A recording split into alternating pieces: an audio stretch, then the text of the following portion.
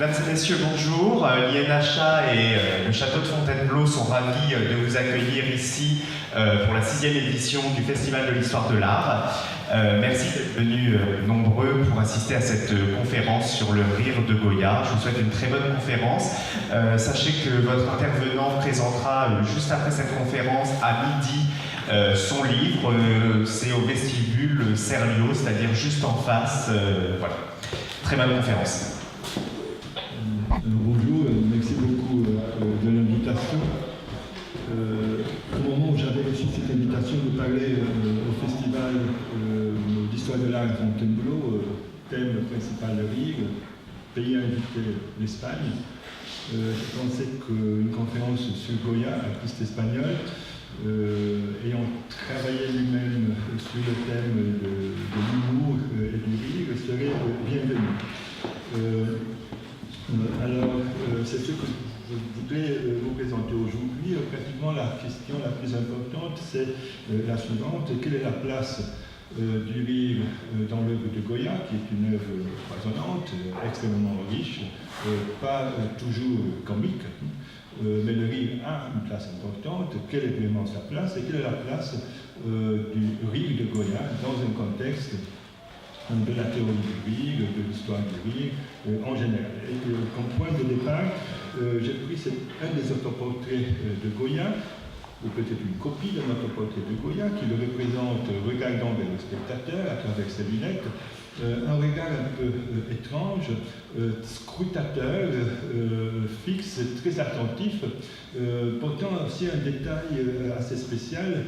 Il regarde à travers une lentille et de l'autre côté, l'autre œil, l'œil gauche, regarde sans regarder à travers la lentille. Donc il s'agit ici d'un geste qui me semble plutôt symbolique, parce que chez Goya, pratiquement tout est symbolique entre la prise de réalité et la signification que cet artiste donne à la prise de la réalité, il y a toujours un clivage. Il me semble aussi que dans cette façon de regarder doublement à travers le clivage du regard, il veut nous dire quelque chose.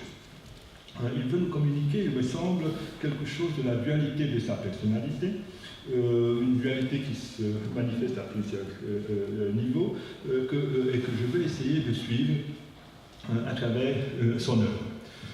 Regardons par exemple l'œuvre très bien connue, faite en 1800, le grand portrait de la famille de Carlos IV, roi de l'Espagne, un portrait sur lequel on a beaucoup parlé, on s'est beaucoup interrogé jusqu'à quel point le regard de Goya est un regard critique ou non.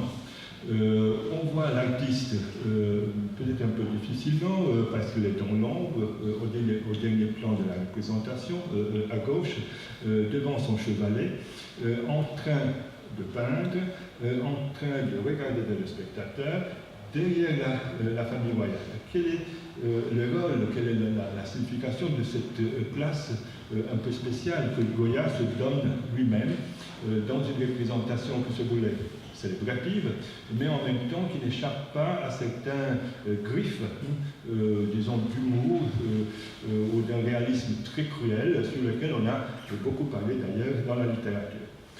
Un détail que j'ai malheureusement seulement en noir et blanc montre l'artiste peut-être d'une façon un peu plus claire.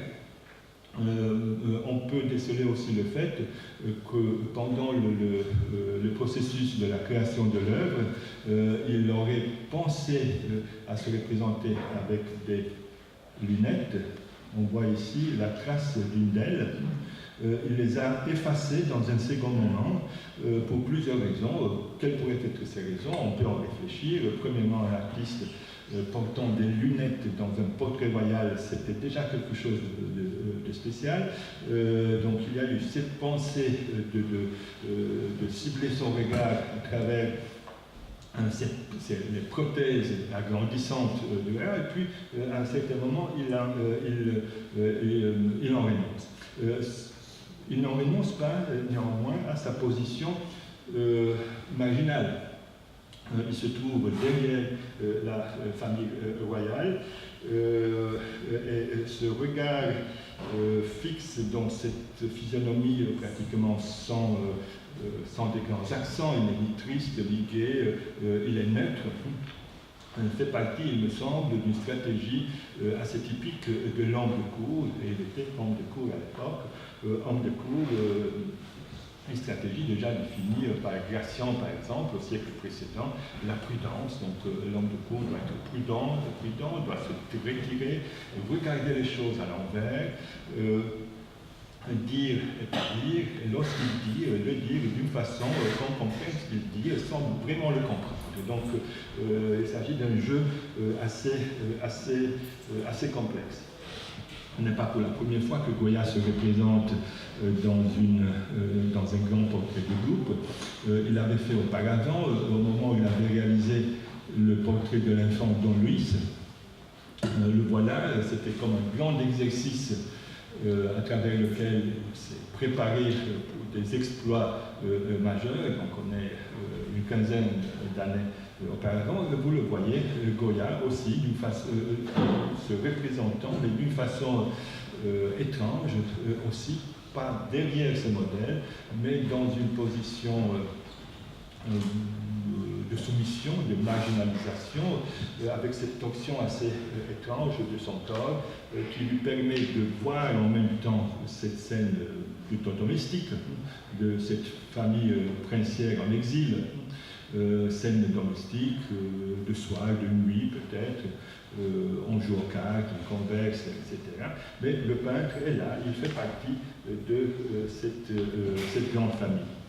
Ce n'est pas exactement le cas dans le cas de la famille du roi Carlos.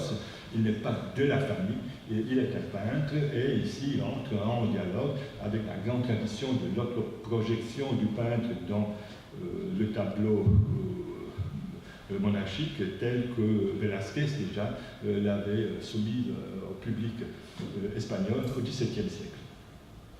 Las Meninas de Velázquez, c'est un tableau bien connu. Goya le connaissait bien, même très bien, parce qu'il a tiré des gravures. Je vous montre le tableau par la gravure. Donc il a étudié le tableau de Velázquez, c'est son blanc ancêtre, et en même temps, il entre dans un dialogue assez clair avec lui, en renversant d'une certaine façon sa propre position vis-à-vis des objets de la représentation, c'est-à-dire de la cour royale. Velázquez, on a reproché beaucoup cela à Velázquez, se montre pas exactement au premier plan, mais presque au premier plan, avec une certaine fierté espagnole. Il est portrait parmi les portraits. Goya, lui, il se retire. Il se retire au dernier plan, et encore une fois, il faudra se demander pourquoi tout ce jeu, à partir d'un schéma ou d'un type de portrait de cour avec projection octoniale type Velázquez, pourquoi ce changement.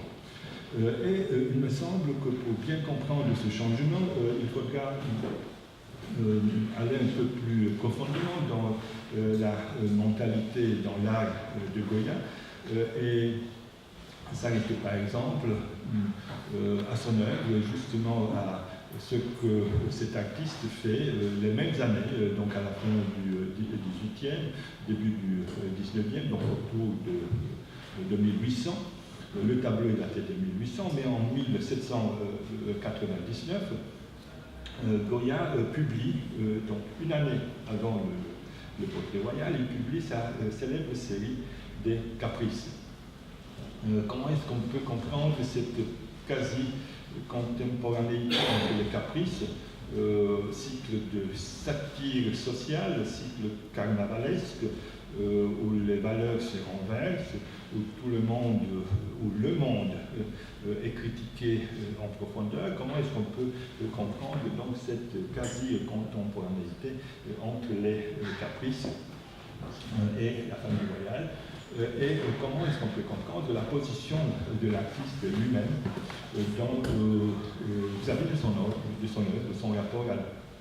Alors ce qu'on voit ici, c'est le caprice numéro 2. Donc on on est au début de ce cycle qui comportait 80 planches, une scène de satire sociale sur les mariages forcés ou sur les mariages d'intérêt. Ce qui m'interpelle, ce qui m'a interpellé dans ce caprice qui a une valeur inaugurale, c'est le second ou le premier, on va voir tout de suite, c'est une figure cachée, elle aussi, au second plan de la représentation, perdue presque dans la nuit de ce monde des caprices, mais perdue aussi du point de vue formel dans la technique, dans la planche de gravure, ce visage à moitié en lumière, à moitié en ombre, et qui déploie ce sourire un peu grinçant, bizarre de toute façon, et avec lequel il fixe, avec lequel il interpelle le spectateur. De quoi s'agit-il? Quelle est la fonction de ce visage, de ce personnage, qui n'a pas une fonction narrative précise dans le déroulement de l'histoire, mais il est là en tant que signe. Il s'agit, à mon avis, d'une façon de se projeter en tant qu'autoportrait, autoportrait caché, instance octoriale dans ce caprice. Et le fait qu'il s'agisse en effet d'un autoportrait, ou plutôt d'une représentation de type autoportrait, nous est documenté par le fait que dans certains dessins antérieurs, Goya, en s'exerçant sur des problèmes de physionomie, fait, vous voyez, cette panoplie de dessins où le dialogue entre l'homme et la bête est essentiel. C'est d'ailleurs un dialogue qui a une très longue tradition derrière lui. Et dans cette panoplie de dessins apparemment faits, disent les sources, pendant une réunion d'amis. Goya était déjà sourd à l'époque.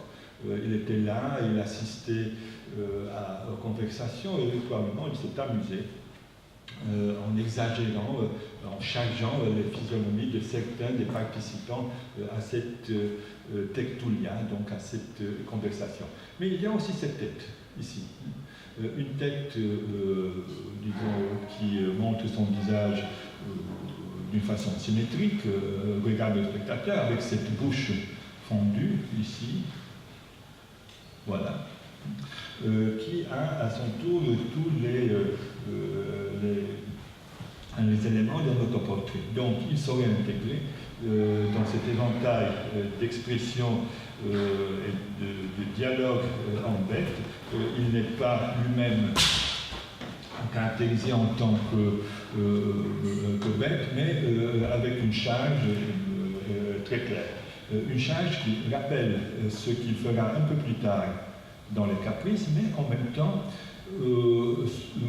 un motif récurrent dans son œuvre, ce rire, sourire, bouche fondue, qu'on retrouve en un niveau, on pourrait dire, emblématique, dans un des tableaux les plus connus de Goya, Le Piero de la Sardine, donc l'enterrement de la Sardine, grande scène carnavalesque, de fin de carnaval, où sous cette bandière il y a cette figure emblème du grand sourire carnavalesque au moment même où le carnaval termine, où le carnaval est intégré.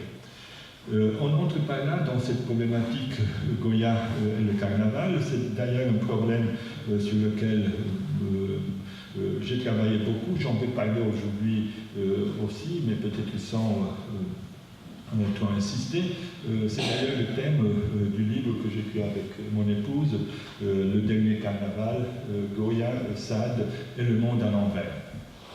Ce que je vais faire ici, c'est justement essayer de me concentrer sur le motif du rire, qui est un rire carnavalesque, complexe, pour dire le moins. Alors, je reviens à ce caprice numéro 2, qui est en effet presque le caprice numéro 1. Alors, je m'explique.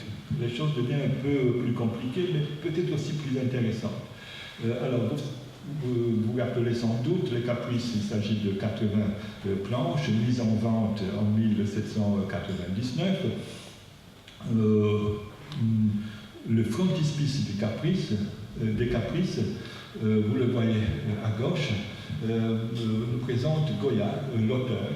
D'ailleurs, l'inscription le dit, Francisco Goya Lucientes, pintor, donc il se présente en tant que peintre, en tant qu'auteur de tout le cycle.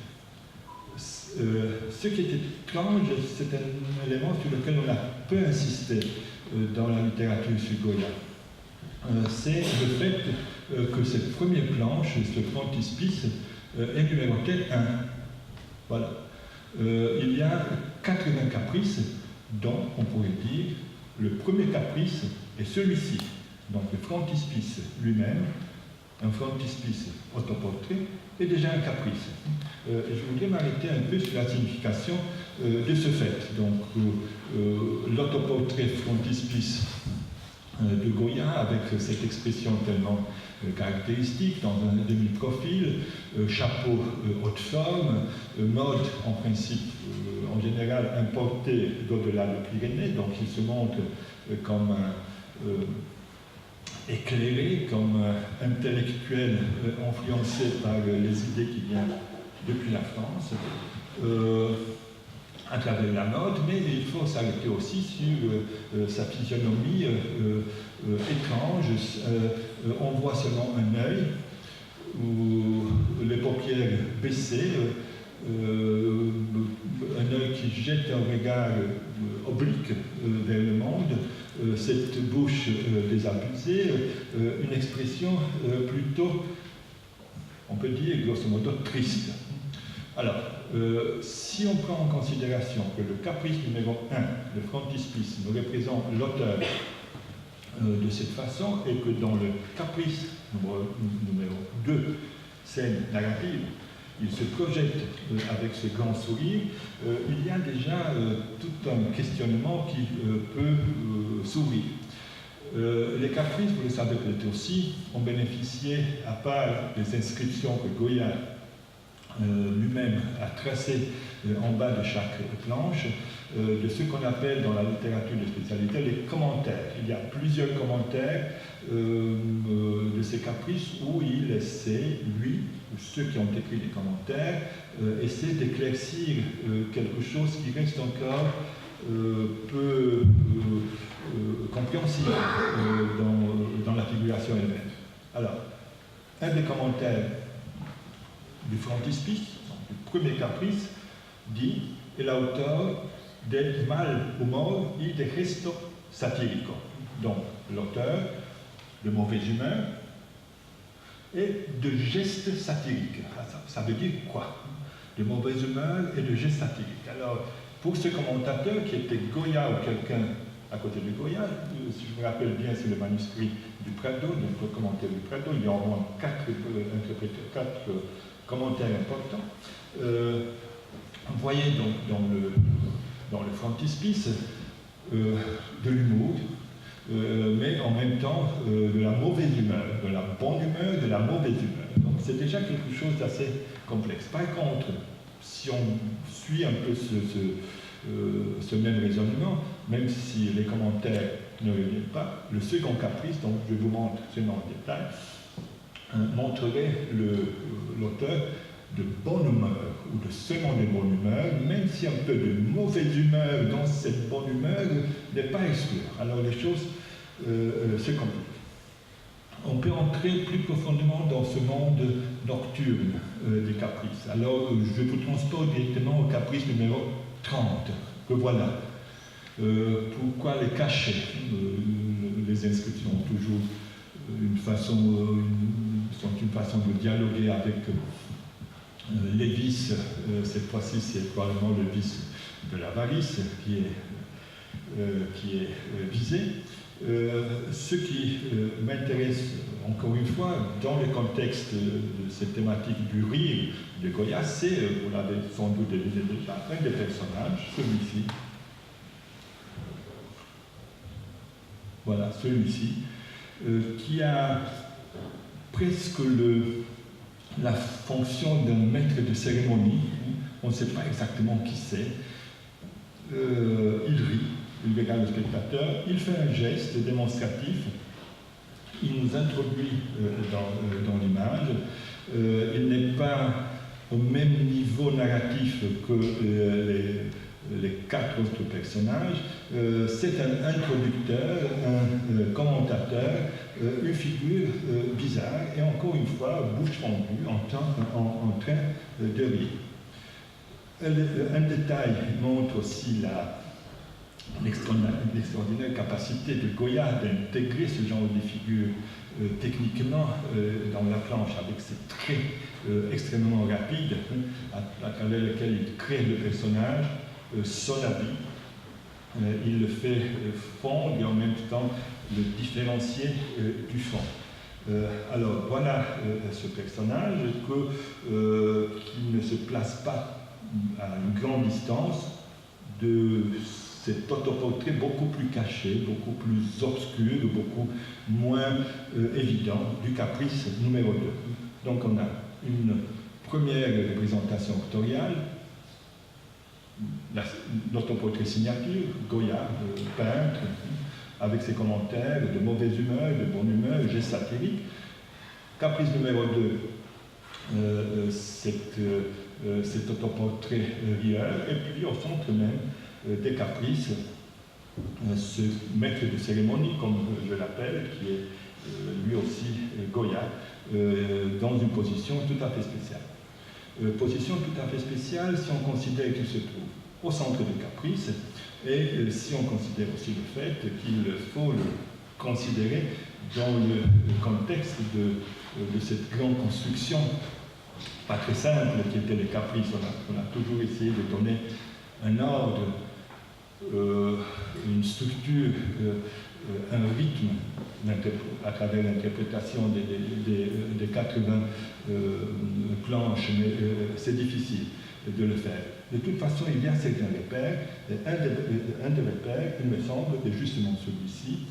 Cette tête que vous voyez à droite se trouve au centre des Caprices, et tandis qu'en ouverture des Caprices, on avait une autre tête. Alors, il y a un rapport, c'est évident, entre les deux têtes. Deux personnages, chapeau de forme, un caractérisé en tant qu'autoportrait, l'inscription le dit d'ailleurs, et un autre moins caractérisé en tant qu'autoportrait, donc les traits individuels s'effacent pour laisser place à cette expression bizarre, étrange. C'est le chapeau de forme qui les met ensemble, vraiment, il montre, il attire l'attention qu'il s'agit presque de la même personne. J'aurais presque l'intention de dire de la même persona, du même masque. C'est le même masque qui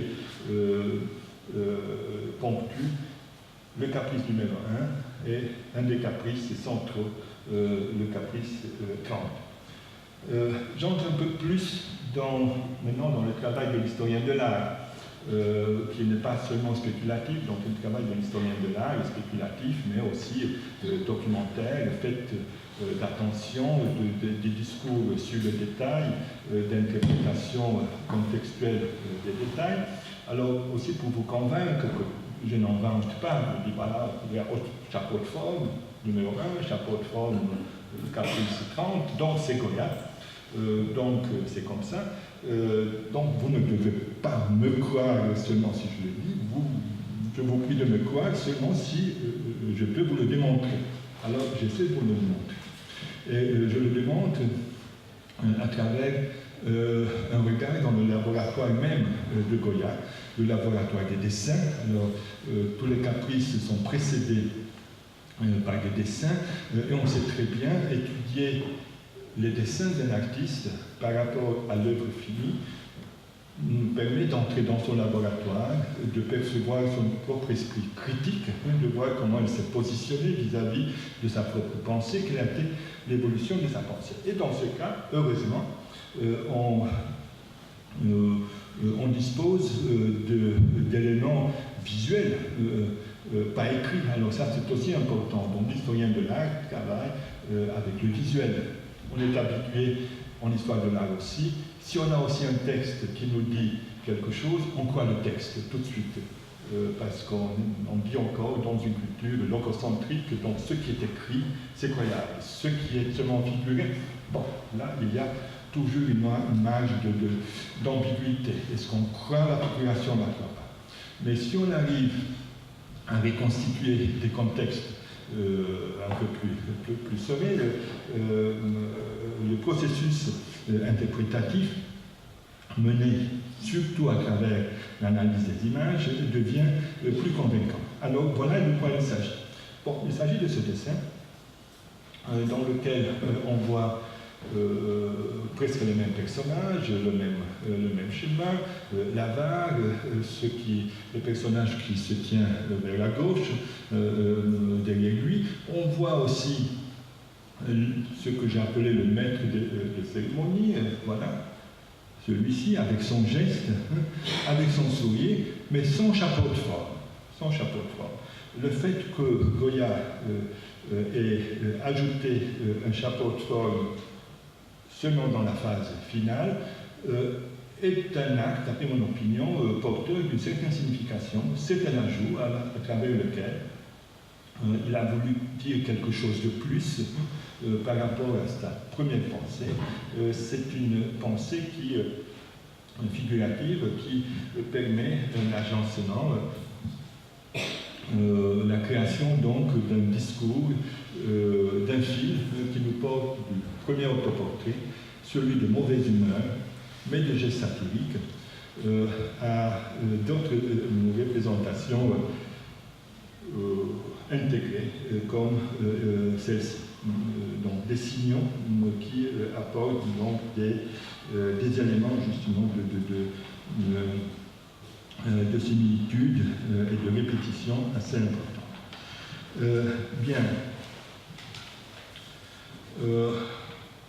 Pas supplémentaire qu'on peut faire au moment où on arrive dans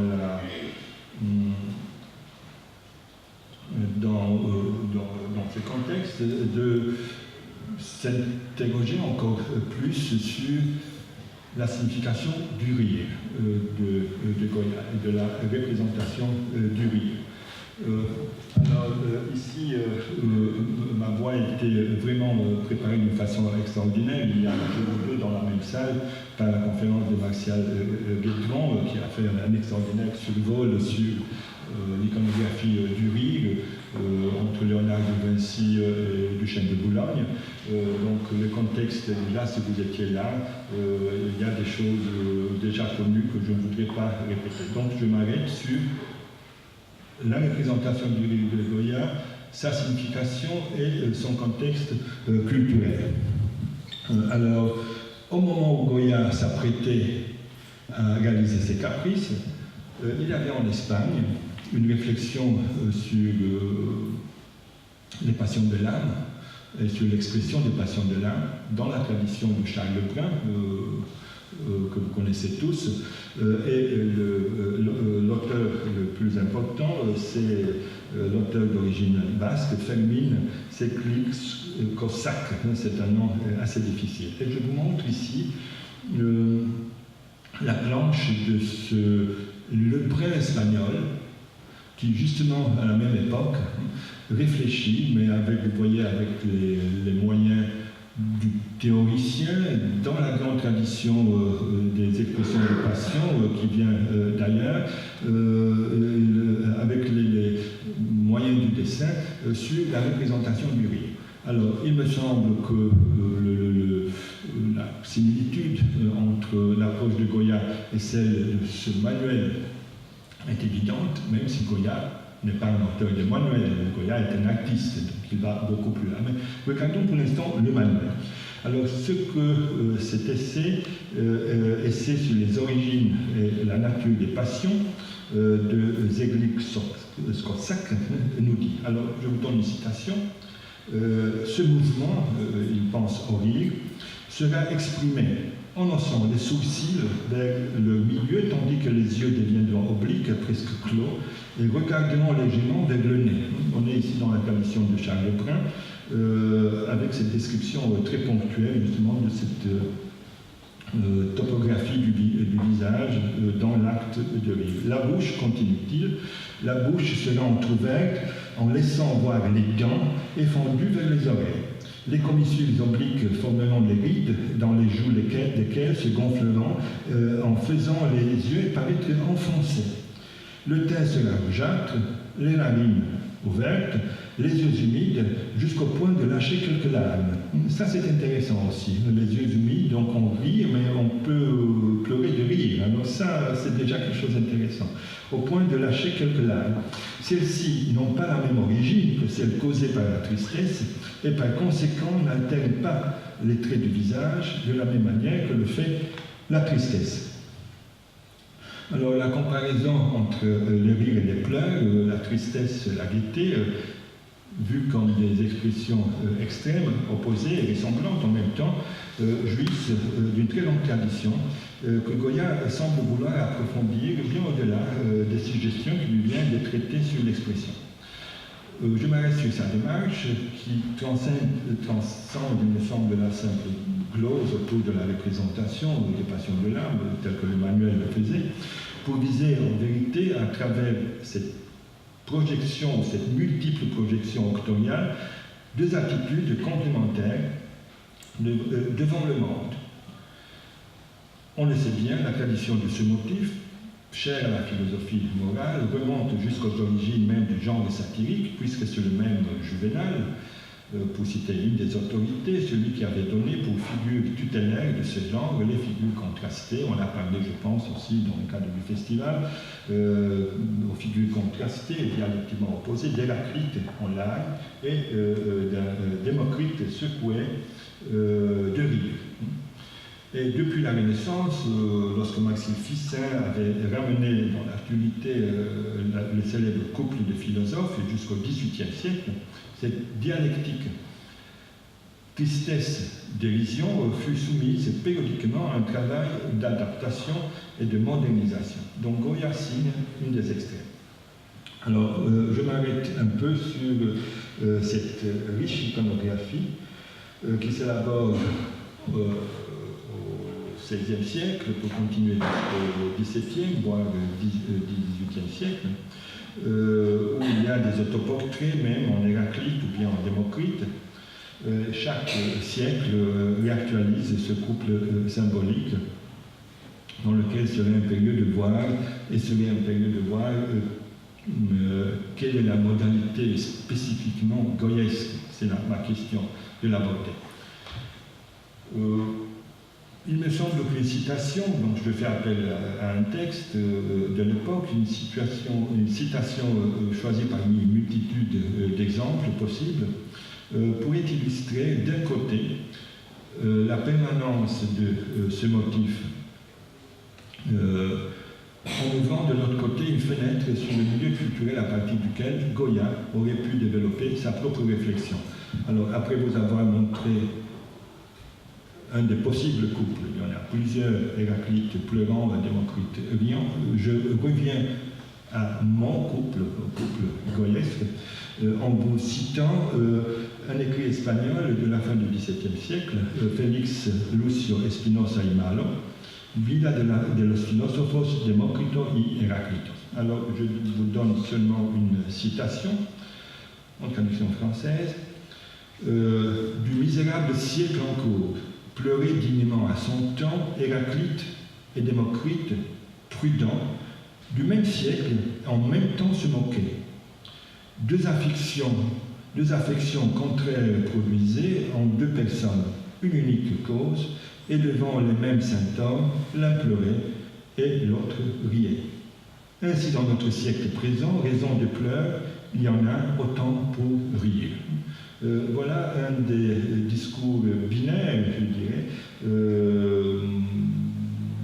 qu'on peut trouver dans la littérature du temps et qui nous ouvre probablement la voie vers la culture même de Goya. Alors de ces vers qui sont un peu maladroits, vous l'avez vu, de l'effort au moins, mais significatif de par le contenu, plusieurs éléments sont dignes d'être mis en lumière. Alors le premier concerne le fait que cette fois-ci, l'objet des pleurs et des rires n'est pas simplement le monde, comme l'ancienne tradition le voulait, mais ni la vie humaine, comme un développement ultérieur est postulé, mais quelque chose qui appartient aux deux, sans l'être en effet ni l'un ni l'autre. L'objet des pleurs et des rires, vous rappelez le texte, est le siècle, qui est une notion complexe qui se superpose en tant que temporalité désacralisée au monde, en tant qu'espace profane. Et c'est donc le siècle, avec tout ce qu'il implique, qui forme l'objet de la tristesse et de la dérision des philosophes. Il y a un second élément, qui concerne la prudence, que l'évêque que je viens de citer attribue à Démocrite. Sa présence, dont l'importance pour la philosophie morale du siècle d'or n'a plus besoin d'être mise ici en avant. La prudence, c'est un des grands concepts de Gratian et d'autres, et reste significative à plusieurs égards. Et en premier lieu, elle donne un certain avantage à Démocrite, l'artiste rieur, le philosophe rieur, face à Héraclite, celui qui pleurait, qui, dans le texte, n'a aucun attribut spécial. Et par là, l'auteur espagnol se situe dans une tradition qui voulait voir, dans l'attitude de Démocrite, le rieur, l'option la plus sage. Ici, la plus prudente. La formulation exemplaire de cette option est due à Montaigne, qui s'est arrêté sur ce motif, qui arrive même à un verset, on se rappellera l'ordre habituel dans lequel on racontait la fable des deux philosophes. Et je vous donne une belle citation de Montaigne, qui dit le suivant: Démocrite et Héraclite ont été deux philosophes desquels le premier, trouvant vaine et ridicule l'humaine condition, ne sortait en public qu'avec un visage moqueur et riant. Héraclite avait pitié et compassion de cette même condition nôtre. On portait le visage continuellement attristé et les yeux chargés de larmes. J'aime mieux la première humeur, non parce qu'il est plus plaisant de rire que de pleurer, mais parce qu'elle est plus dédaigneuse et qu'elle me condamne plus que l'autre. Fin de la citation. Une seconde connotation de cette prudence dans le texte espagnol parlé, qui est une qualité dont est investi Démocrite dans le même texte espagnol, devient compréhensible seulement sur la toile de fond de l'histoire originelle du philosophe rieur, soupçonné, on se rappellera initialement, disent les sources, d'être tous les contraires d'un sage. La supposée folie de Démocrite, qui se serait manifestée par un rire incessant, insensé, appelé d'urgence par les abdéritains diagnostiques en dernière instance d'un excès de pile noire et donc de la mélancolie du rieur, ce qui aurait engagé et engendré sa philosophie superlative, comme disaient certaines sources. Alors c'est dans cette perspective que le rire est en même temps symptôme et palliatif de la mélancolie. La thérapie antidépressive effectuée à travers la bonne humeur est un motif très connu par l'ancienne médecine et considéré comme un moyen de purgation physiologique de l'humeur noire, la mélancolie. Le rire mélancolique est pourtant un rire contrôlé, loin du déchaînement vital et cosmique présent par exemple dans les éclats d'un grand tueur qui riait lui aussi beaucoup. Les différences sont importantes et vite codifiées. Alors je vous donne quelques repères historiques. Déjà, par exemple, au début du XVIIe siècle, à Naples, Prospero Aldorizo, dans sa Gelatoscopia, avait proposé une grille de lecture des différentes manières de rire, fondée sur les différences vocales. Un peu plus tard, le père Mersenne, dans son Harmonie universelle, qui est de 1636, développera le motif du rire en tant que signe extérieur de la vraie complexion. Il se réfère à la correspondance établie par Aldovicio entre les voyelles et les humeurs. Je vous donne ici cette belle citation. Voyelle, façon de rire, emploi de voyelles et signification de la complexion et de l'état d'âme. Alors, citation. A. Témoigne l'humidité et la facilité à la languette à s'ouvrir, et conséquemment qu'on les sanguin. Mais E, O et I montrent la sécheresse, ce qui forme ces lettres en liant sont d'un tempérament froid et sec. Comme les voyelles U, donc si on rit alors c'est bon. La voyelle U signifie qu'on est froid et humide. Les voyelles I et O montrent qu'on est chaud, sec et bilieux. E signifie la mélancolie et U signifie la flegme, d'après son opinion. Fin de la citation. Alors, cette lecture basée sur la théorie morale survit jusqu'au cycle des Lumières.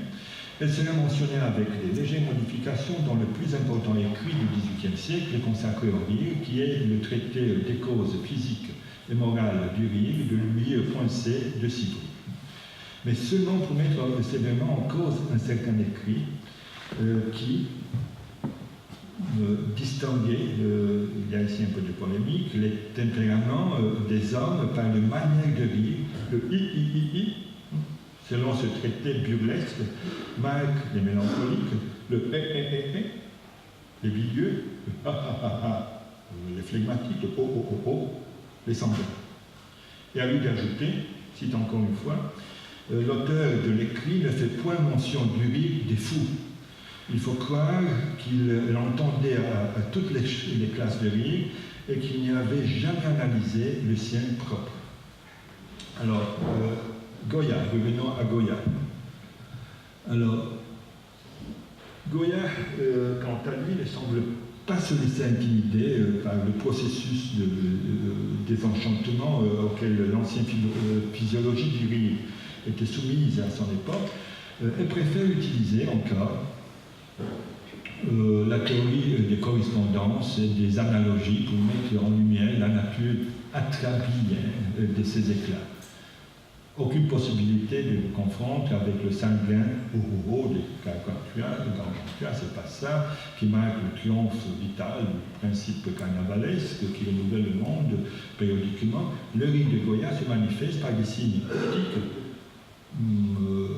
inconfondables, cette fente étroite de la bouche, l'enfoncement de la tête entre les épaules, habits et couvre-chef noir, comme un rire mélancolique, visible au niveau acoustique par un incessant flottant au-dessous d'un carnaval en train de s'installer dans le monde comme dans une définitive partie d'élection. C'est un des messages d'ailleurs fondamentaux du cycle des caprices. Alors, considérez ainsi cette double projection, je reviens au point de départ, cette double projection octoriale proposée par Goya se révèle comme le fruit d'une réflexion profonde qui advient sur les données d'une très riche tradition, déjà Rabelais, en supprimant le caractère complémentaire de deux attitudes philosophiques, les rires et les pleurs, postulait l'existence d'un Démocrite héraclisant et d'un Héraclite démocrisant. Tout comme Héraclite et Démocrite sont en fin de compte deux facettes du même personnage, les deux visages de l'auteur de Caprice en font un. Le masque triste extérieur, le rire, lui, intérieur. Goya ne cache pourtant pas les différences dans les similitudes, car le portrait rieur intérieur, le détail que vous voyez à droite, est en même temps fruit d'un processus d'abstraction et d'allégorisation du portrait frontispice. Vu sur la toile de fond de la tradition conceptiste, le triomphe des éclats sur les sanglots se justifie par le fait que c'est dans le rire noir que le désenchantement trouve son expression plein air. Je vous donne quelques repères littéraires.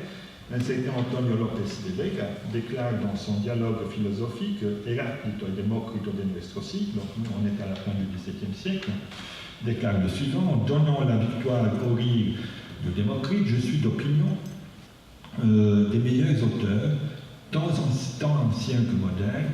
Je le fais victorieux parce qu'il est le plus désenchanté, el más desengañado, le plus désenchanté, et je mets dans sa bouche toutes les vérités. Dans un autre écrit dû à Quevedo, cette fois-ci, El mundo por dentro, chez Quevedo, le vieillard vénérable, fortement diminué et en lambeaux, qui montre au narrateur depuis l'intérieur du monde comme le monde est, c'est un des personnages emblématiques de Quevedo. Ce personnage est, on l'a souligné à maintes reprises, une hypostase de l'abdélien Démocrite et en même temps, comme lui-même le confesse à un certain moment, entre deux éclats édentés, l'incarnation de l'ancien principe du désenchantement. J'arrive à la fin.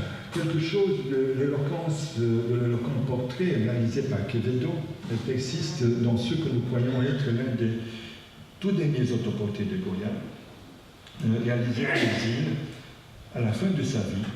Et je pense au vieillard se balançant de la bande de Bordeaux.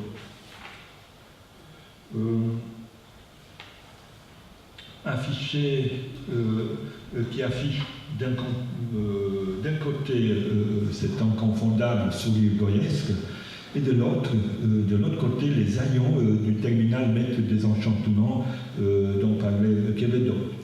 Ce n'est pas pour la première fois que Goya aborde le thème de la balançoire, cher d'ailleurs à tant d'artistes espagnols et français du XVIIIe siècle, qu'à la première heureuse période de Goya, celle des cartons, des tapisseries. Mais c'est la première fois que Goya investit dans ce dessin final ce thème des connotations autobiographiques et symboliques qui transcendent la légèreté rococo, des fleurs champêtres.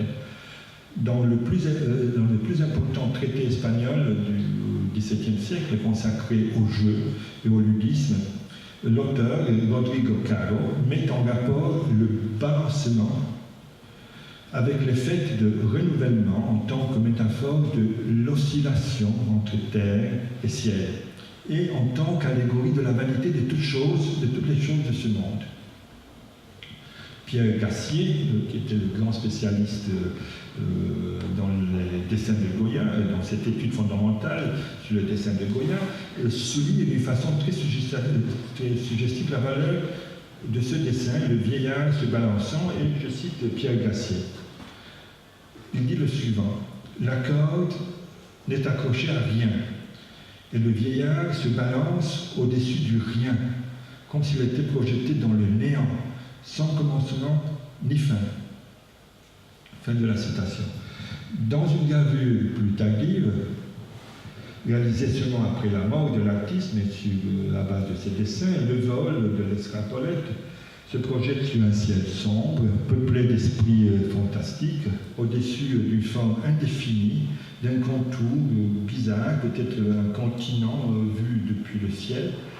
Intéressants aussi sont les changements décelables au niveau de la représentation du regard et du mouvement. Si on regarde le dessin à gauche, on voit que le corps traverse obliquement la page blanche et imprime un fort dynamisme à toute l'image, qui nous propose une espèce d'entre-deux, bref comme un clin d'œil.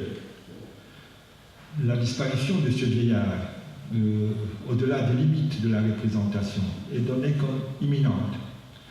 Dans la gravure, l'élan de l'escarpolette est relativement apaisé et le bonhomme, bien accroché à des cordes qui pendent de nulle part, il dirige son regard et son sourire vers le monde qui s'étend à ses pieds.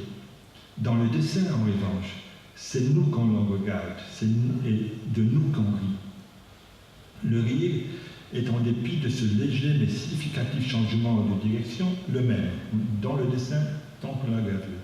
C'est le acrabylière qu'on attribuait traditionnellement à Démocrite. Goya l'aborde ici pour la dernière fois. En le faisant, il découvre en même temps peut-être la valeur du rite magique, du balancement, et en tout cas sa valeur symbolique.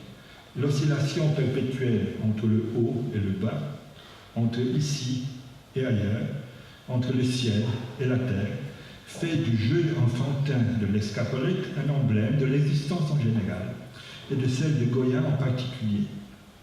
Par là, l'investissement ludique de ce dernier autoportrait fait penser non seulement à Démocrite, mais aussi à son jumeau Héraclite, pour lequel le jeu formait la structure portante du monde et l'éternel enfant, son emblème. Une inébranlable capacité de faire dialoguer les opposés est ainsi mise en œuvre. Le vieillard, mais n'est-il pas plutôt, du moins dans le dessin, un être indéterminé et asexué? Donc cet être se balance entre l'être et le non-être. Il vole et joue comme un gosse malin de 100 ans, tel qu'un ancien auteur l'aurait caractérisé sans doute, puer senex et puer senilis. Le jeu est pour lui le sérieux par excellence et le plaisant par définition. Dans la grimace qu'il lance au monde, on aura de la peine à dire avec précision si ce n'est pas aussi une larme qui se mélange au dernier éclat qui le secoue avant de nous quitter, mort de rire. Merci beaucoup.